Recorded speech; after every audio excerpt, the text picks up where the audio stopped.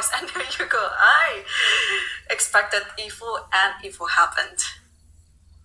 Okay, well, we're going to be in for a ride here as we actually get to see what Ju Wenjun plays, and it's e4, e5, no big surprise, and here comes the big shake-up. There's no knight f3 because, you know what, Tan doesn't want any of these games where you get the Berlin Lopez or you get the the Italian, which is maneuvering. That favors Ju. Ju knows it incredibly well. So knight c3, do you think we're going to be seeing moves like f2, f4, take it back to the good old romantic days?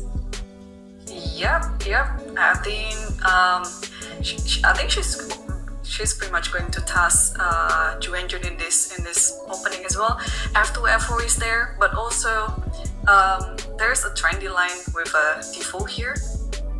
Well, objectively, white shouldn't be giving any problem to black, but we have a bishop c4. Okay, bishop c4 played, and now there's a few moves, right? You can develop the knight. You can also, I remember this from when I was a kid, you could take the pawn on e4. Oh yes, as black. Yeah, that is the principal line, right? I mean, not the principal line exactly in this position, but it's just when you see that this e4 can be taken and then you make a fork afterwards, it's something that you should consider. But the timing is sometimes different, because in this position, I think we can just see a little variation here, that after knight e4, let's say if you take with the knight, then you fork like this, d5, and black should be fine. But the problem after this is you're going into such a rabbit hole where you have to know all this line after queen h5, because now suddenly there is the checkmate ideas on f7. What is the name of this checkmate again, Yovi? Scholar's mate. Is it on f7 is scholar's mate, yeah? Yeah. I thought you were troubling me there, Irene. I don't have a very good co-commentator, so I can ask such a question without any problem. Okay. Anyway, back to the game. Yeah. So queen h5, and then you have to play this knight d6. Queen takes e5, and then queen e7.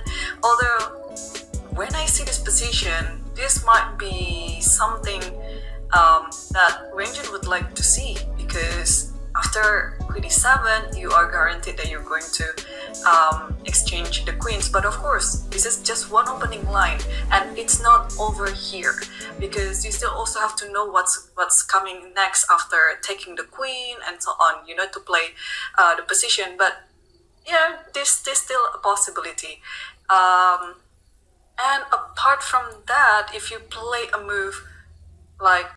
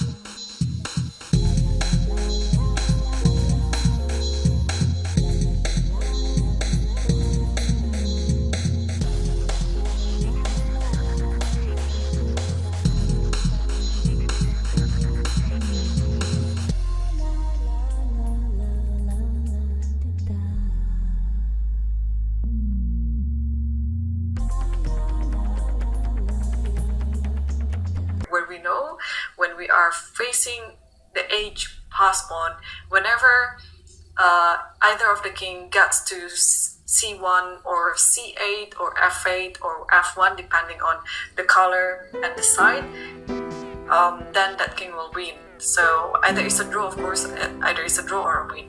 But in this position, this king is just placed very well, and then you can just keep running with it, and then making another opposition, and then yeah, the king is acting as a shield there. So, Okay. Well, we're probably going to be headed down this variation, Irene, as we do see the white knight retreats. If we go to the game position, I can spot one way to make a mess of it, and it's not h2. It was g5. G5 was the only other way to spoil the win. Yep.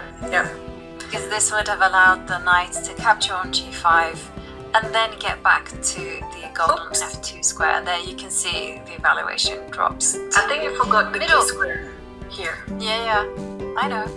I just wanted to point out that there was one way to mess up. H2 was not one of them, and there you see as and it's also very important in this position not to queen your pawn, because actually you're just losing the game. You just have to keep dancing around the knight. Let's say king. Yeah. Let's say king g3 or king f1, doesn't matter. So well, yeah. That's just a moot point, because of course Ju Wenjun is not going to fall for something like that. So instead she goes h2, and as Irene excellently pointed out, you have to sacrifice your knight in order to stop promotion.